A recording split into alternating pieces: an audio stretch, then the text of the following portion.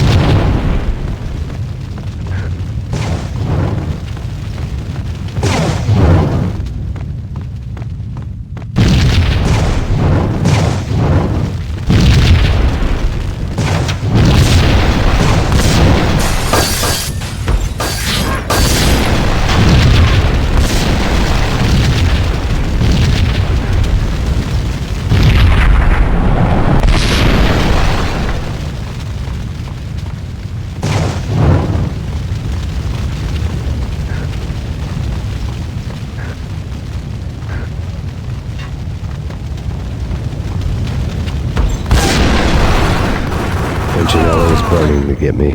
The feeling was mutual. He was trying to put out my flames with gasoline.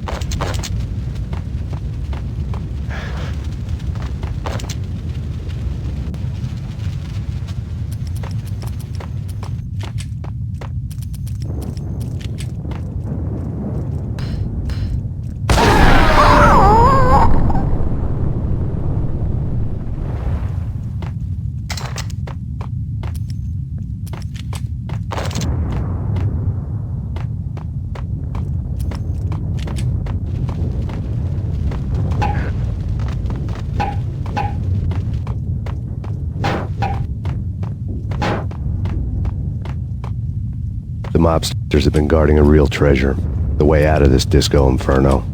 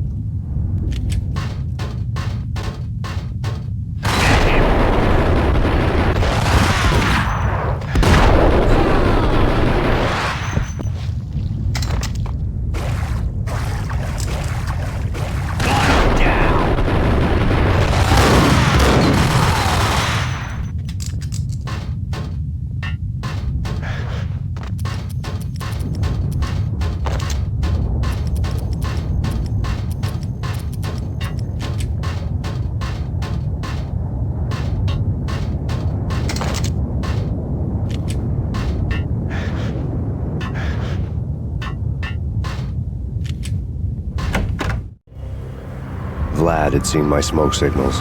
The Mercedes was revving to go, almost drowning out the banshee wail of the sirens. You coming? We'll drop you off at the Punchinello Manor. Sounds good to me. When this is over, look me up.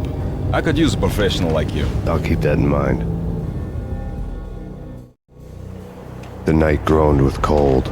The garden lights flickered nervously. In their light, the falling snow was dead white before the darkness ate it up. I had heard the stories. The trio were mad dogs. They'd have hung the heads of their enemies over the manor gates if the capo had only let them. Punchinello wanted Payne. He'd see the pain.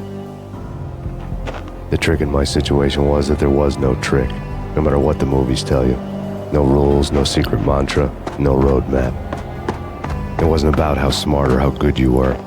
It was chaos and luck, and anyone who thought different was a fool. All you could do was to hang on madly, as long and as hard as you could.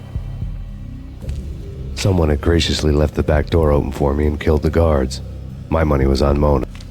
I knew the trio would be standing between me and Punchinello. I had read their rap sheets, thick as phone books. No one would be walking out of here alive. The numbing cold of the broken night had followed me in. Upstairs, the trio tangoed down the manor halls to the silent rhythm of their murderous hearts, the blood of their victims rust on their lips. Vince Mugnano, Pilot Providence aka Big Brother, and Joe Deadpan Salem. The pistol was a frozen lump in my hand, piercing the skin, gnawing me to the bone.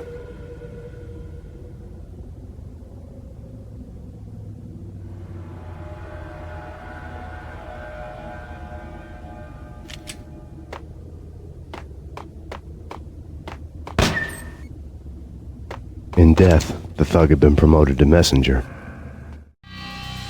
Someone hadn't enjoyed the Don's hospitality. Someone with a flair for the dramatic. Someone who had let herself out of a locked cell and past a couple of armed guards. My thoughts were on Mona again. I could only hope she was a good enough gambler to walk away while she was still winning, before she'd run into the trio.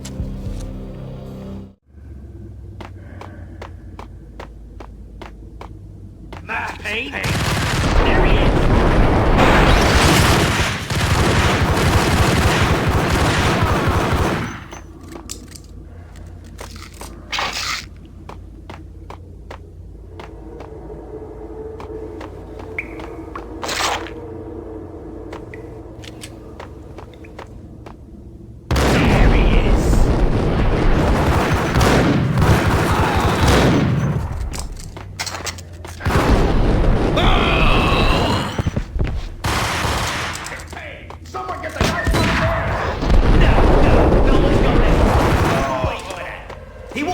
We waste her. Benny and Joe and Pilot won't get the credit for this kill.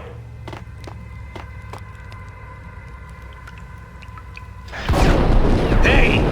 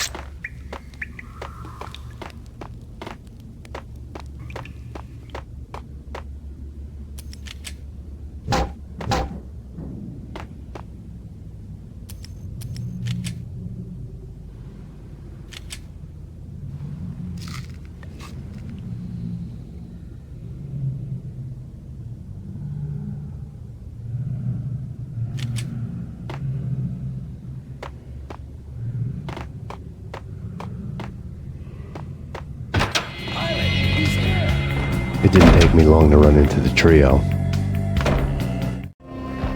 The word on Lisa Punchinello was that she was a bit of a witch. The tarot cards on the kitchen table fit the picture.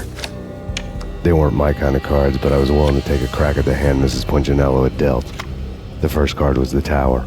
Maybe that was supposed to be the manor. It got easy after that. The devil was the master of the house, and death was me, coming for him.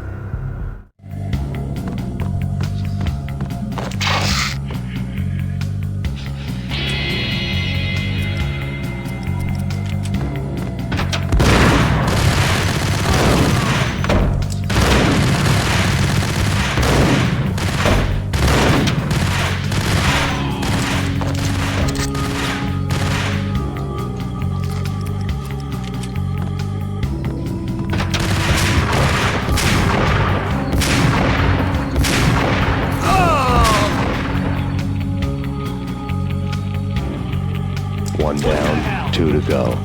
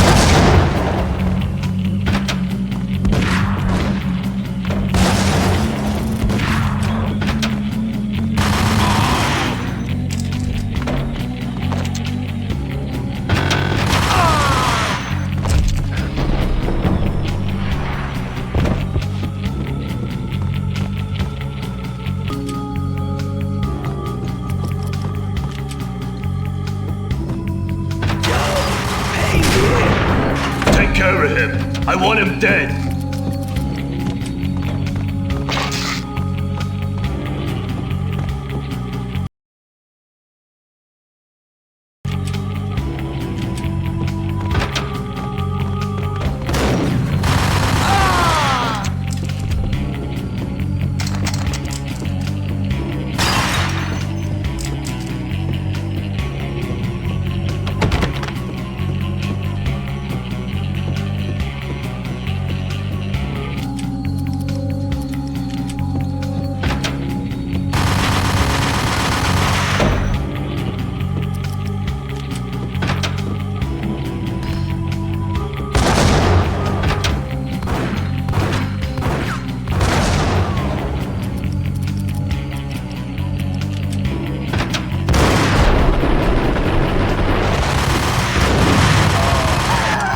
Two down, one to go.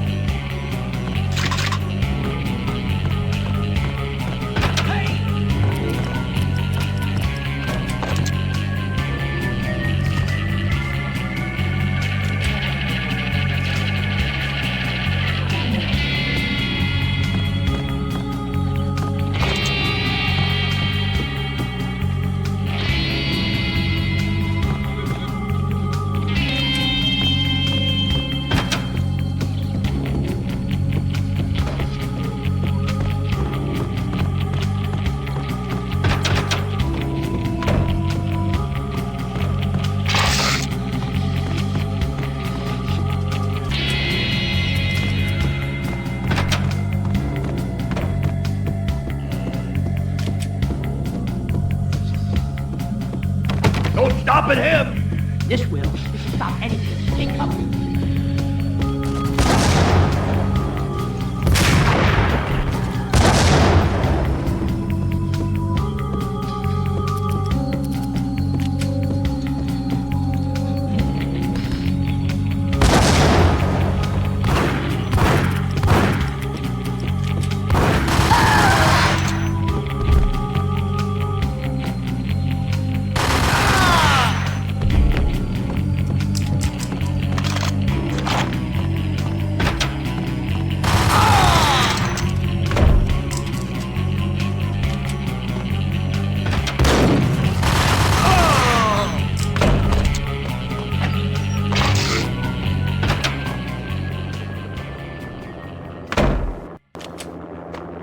It was too late for her. You're a real angel, Max. I couldn't tell whether it was Mona or her sister. The body was a mess. The sick bastard had really gotten a kick out of it. Seeing her lying there got me thinking about another woman's body on another bed. Got me thinking about a fallen cradle.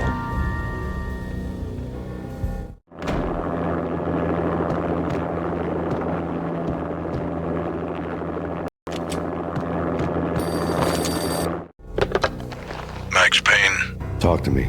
Alfred Woden. You've got company. An armed helicopter just landed on the manor grounds. You must hurry. The more the merrier.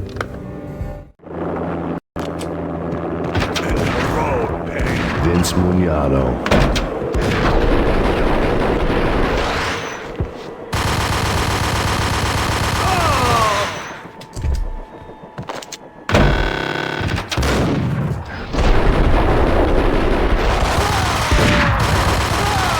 Punchinello's trio was done for.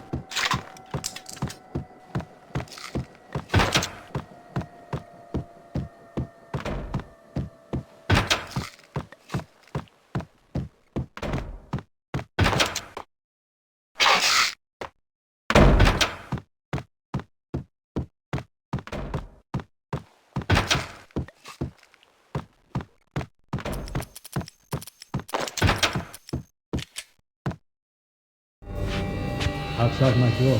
Hurry. He's coming for me. You gotta hurry. Please. I could hear Punchinello on the phone begging for help. He should have been saying his goodbyes. Punchinello was a pushover. The moment I stepped into the room, he folded like a deuce before a royal flush. No, wait. I was just doing what I was told. I couldn't refuse.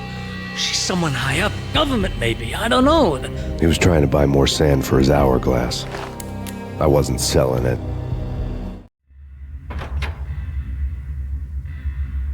No, I told him not to.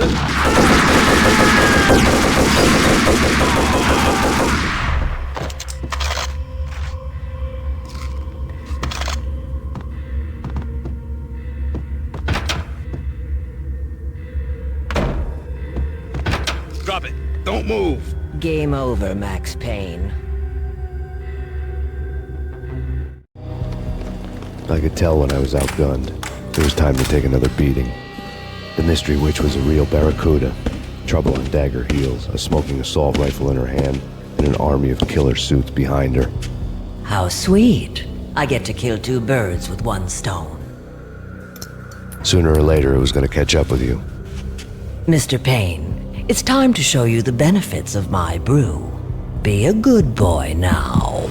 You'd find that Lady Luck was really a hooker. We're fresh out of cash.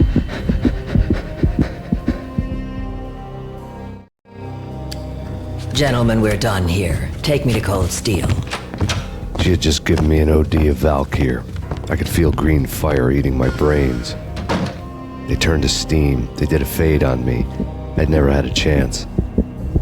The witch had got me just as sure as if she put a gun to my head and pulled the trigger.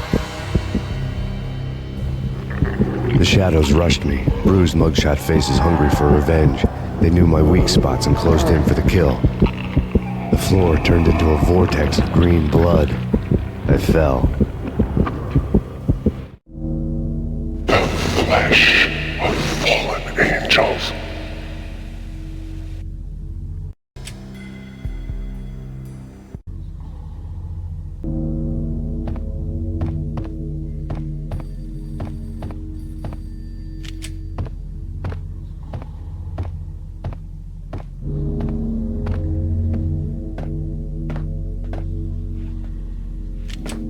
Who's there?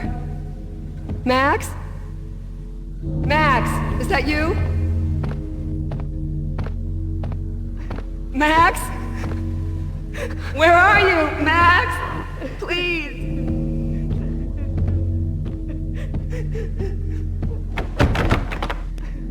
No, please, Max, no, I'm sorry. Please don't, Max, no, please.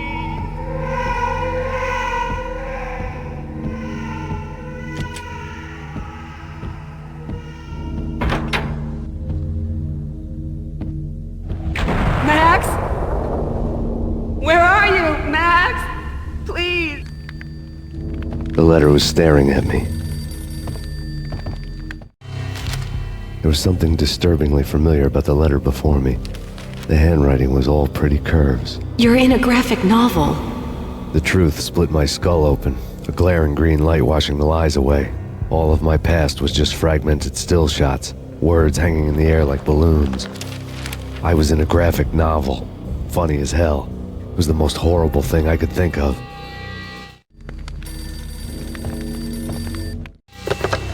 Bartender is shiny stuff and dreams are made of stooped necromancers. He sings like a banana wrist, having strayed too close to the constellations on their shaved skulls. There was a bad line in a prank call. Someone spouting insane babble. I couldn't make sense of it. But I had an overwhelming sense of deja vu, and the caller's voice sounded oddly familiar.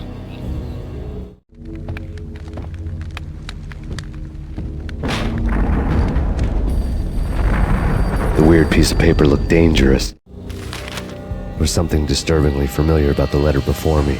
The handwriting was all pretty curves. You're in a computer game, Max. The truth was a burning green crack through my brain, weapon statistics hanging in the air, glimpsed out of the corner of my eye, endless repetition of the act of shooting, time slowing down to show off my moves, the paranoid feel of someone controlling my every step. I was in a computer game.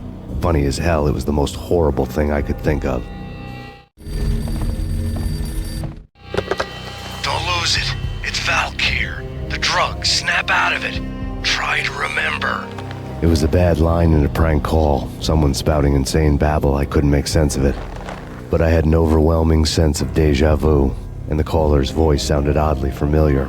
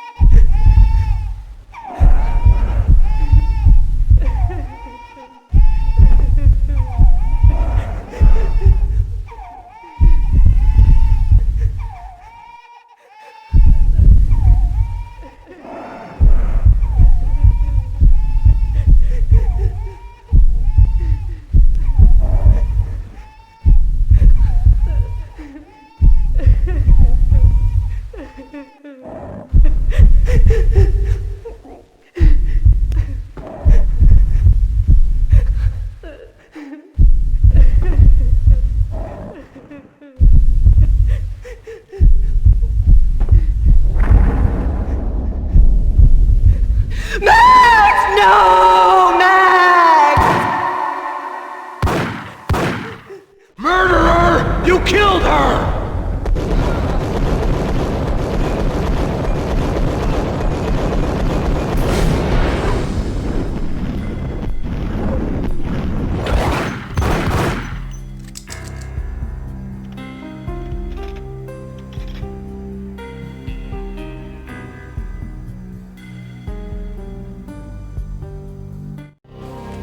Max, something happened at the office today.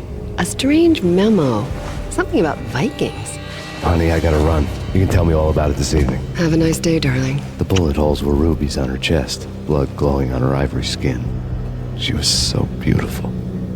The killer was smiling. The flesh of fallen angels.